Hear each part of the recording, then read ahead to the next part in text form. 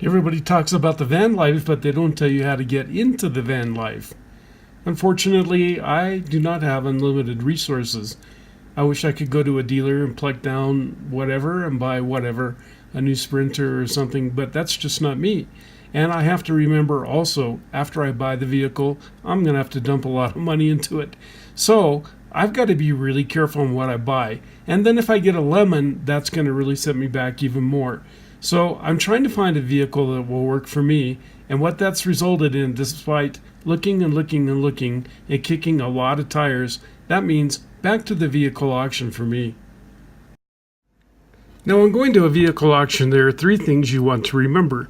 The first is never, never, never pre-bid. Now, there is an exception to that. Let's say that they're early in the auction and there's some vehicles that you know are way below market value. Well, you can pre-bid on that vehicle just to see that your auction number works. And I had an auction recently that I bid on in which my auction number didn't work. So I had to call the auction people and we had to get it all straightened out, and that took a day. So it's okay to pre-bid if you know that your bid won't be accepted, or if the vehicle is so well priced that you don't lose anything if you do actually buy it. Otherwise, never, never, never pre-bid. Now, for example, I'll give you a good example. I'm at the roller auction in Denver, Colorado. This is the City and County of Denver vehicle auction. The reason I like this particular auction, first of all, I know the people pretty well that run this auction, and I know that you can only sell vehicles that the city and county owned. And so a dealer can't slip a vehicle in on you in this particular auction.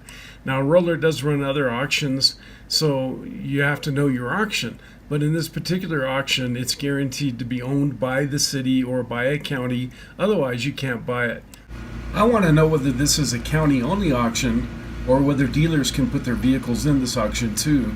Because when I'm buying at a county-only auction, then I'm buying vehicles that have been maintained as a fleet. And I kind of have an idea, a rough idea, how the city maintained that vehicle.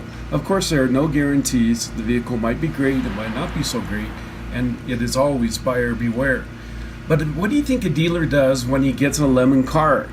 He doesn't want to sell it to his client. That earns a bad reputation. He doesn't want to sell it to the dealer community. That earns him a bad reputation. What he'd rather do is he'd rather dump it in with other good cars and let somebody get stuck. So I don't want to be buying it at an auction if I don't know whether or not dealers are putting their cars in. And I'm not saying that that happens all the time, but that happens sometimes. So in this particular auction, it's a county-only auction, and I know how every vehicle was maintained roughly, not for sure. And I take my risks in that sense, and I don't have a dealer trying to slip in something that might have a latent defect that I don't know about. Now, going back to that first rule, let's say that I wanted to just put a bid to make sure my bidder number works right. Let me see if I can find a van that has a low bid on it already, or almost no bid. To give you an example, let's see, I've kind of scoped these out already so I know. Like this red Chevy Astrovan has a $3.50 bid. Now, I guarantee you by auction date that'll be significantly higher. But I could make a $30 or $50 bid on this vehicle with absolutely no concern whatsoever, just to test out my bidder number. And if I got stuck with a vehicle, I could take it to the junk if I had to, and I'd come out all right.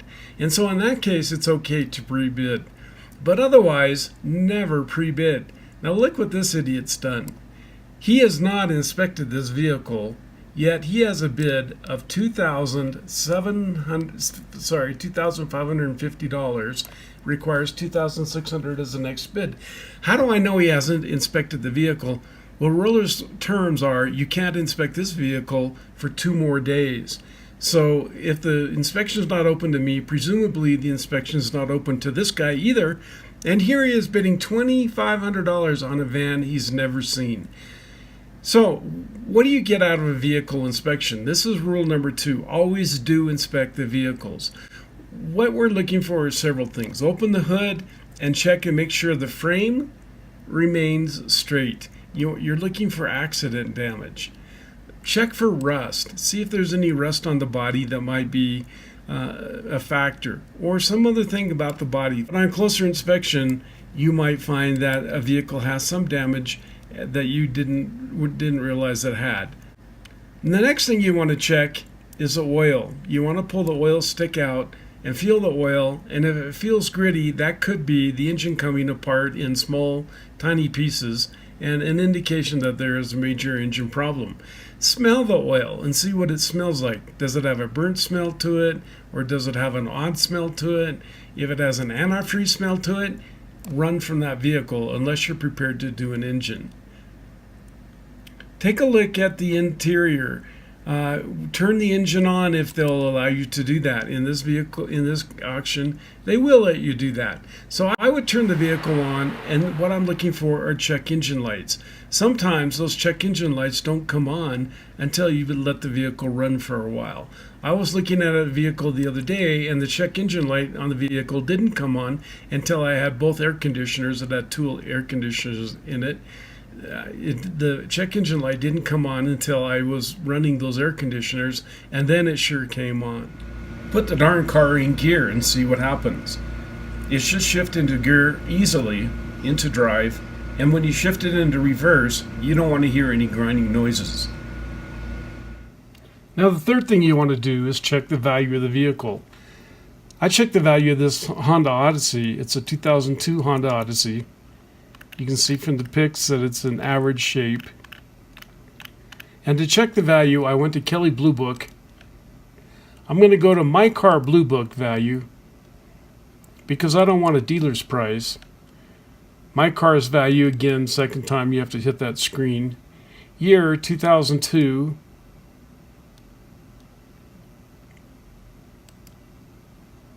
Make is a Honda. Model is an Odyssey. Mileage is 85,000.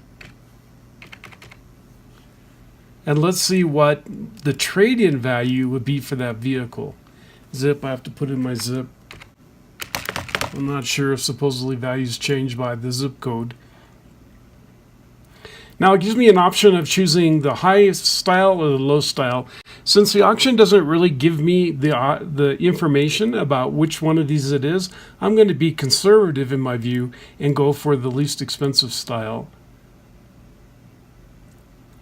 I can check my engine here when it says select your option just to see if I'm matching up, and I am matching that engine. That's the most important thing.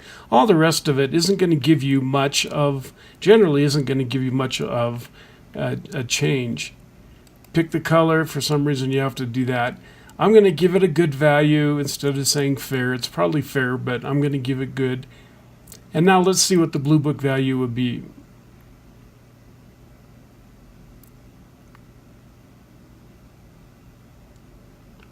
So the value comes in 726 to 1115 as a trade-in value.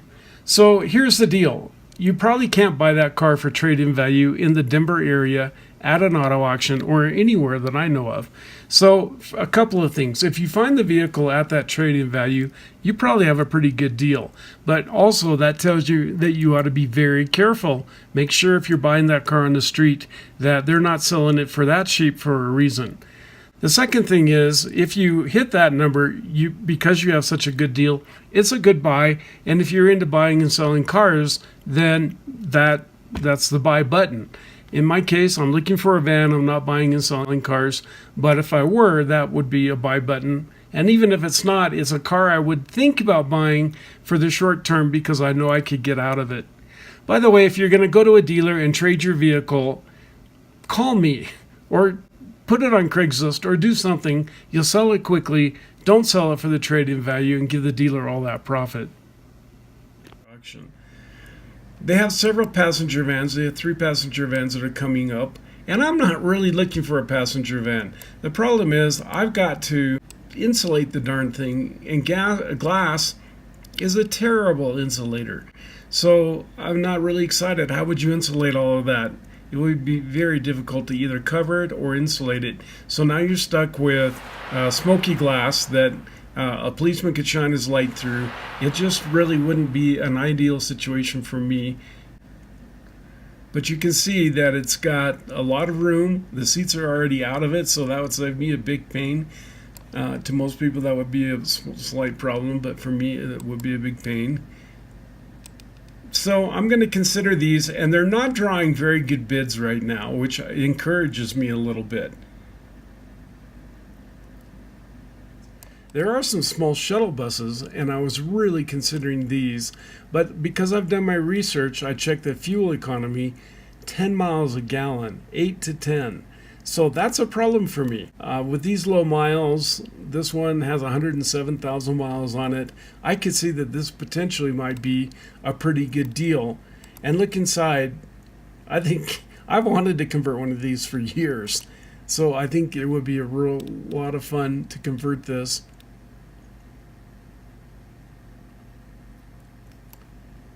Unfortunately, it has really nice seating, and that would all have to go.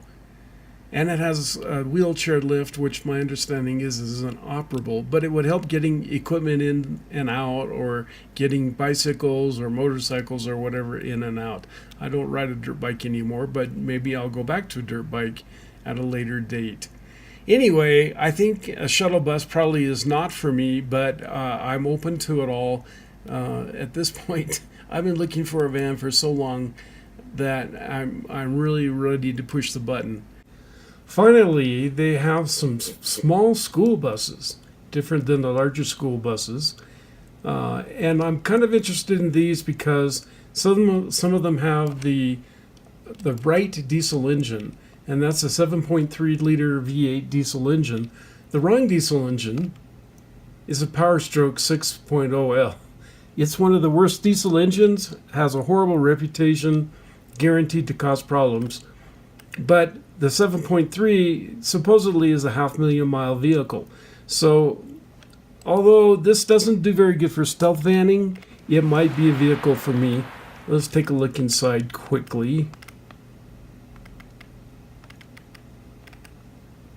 It would be a disaster stealth vanning. The interior sucks, which is great because it may dissuade a buyer, and I have no interest in the interior anyway.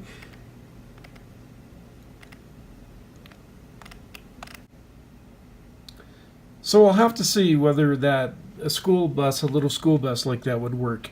First, I'm going for the vans. If the vans sell at too high a price, and these aren't sold, I'll take a look at these, but probably not. I can imagine that the insurance would be horrific. I couldn't even drive it off the lot because there are too many seats and I don't have a CDL license. My understanding is if I take out enough seats, then I could drive it. But because it has so many seats, I couldn't even drive it. So, wow, what a pain in the tail. Still, it's all about getting the right deal so that you can put a lot of money into the RV. If you pay too much for the thing in the first place, how am I going to add solar panels and battery banks and kitchens and bathrooms and all those things if I'm into the vehicle for too much? And also, I don't want a run out vehicle. If I buy something with 200,000 miles and it's a gasoline vehicle, then I know I'm not going to have very far to go after that, yet I've invested all this money. So I'm looking for something that I think I can put a lot of mileage on in addition.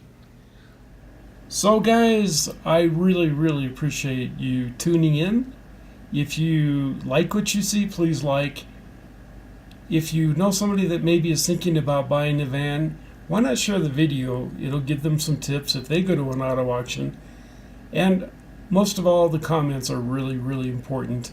If you have something to say, it doesn't matter how old you are, how young you are, everybody has a point of view, and I learn from all the points of view. And of course, subscribe so you don't miss any of our exciting videos. Well guys, thank you so much again, and thank you to Elaine. I always want to mention Elaine. She's one of my favorites. She's been so sweet, and as have all of you. Okay, well guys, my name is Tim Painter, and I've really enjoyed making the video. I'm in the search for an RV that might work for me. A van that I can convert is kind of what I'm thinking, and I hope to see all of you out there. It's an exciting lifestyle, and I'm sure I'll get there. Okay, thanks guys, bye.